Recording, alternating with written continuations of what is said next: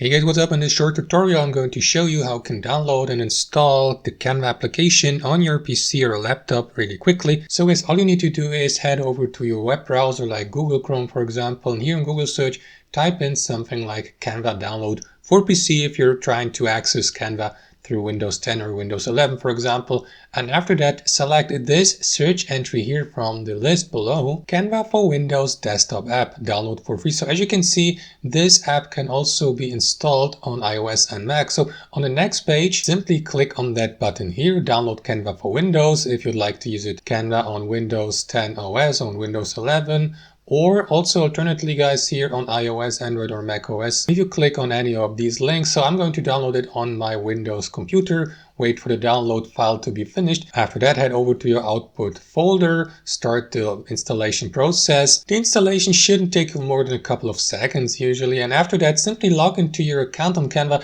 as you normally do through their web application, and you will be given access to all the features you have also access to through the web application without any differences. So guys, that's basically it. Thanks for watching and have a wonderful day.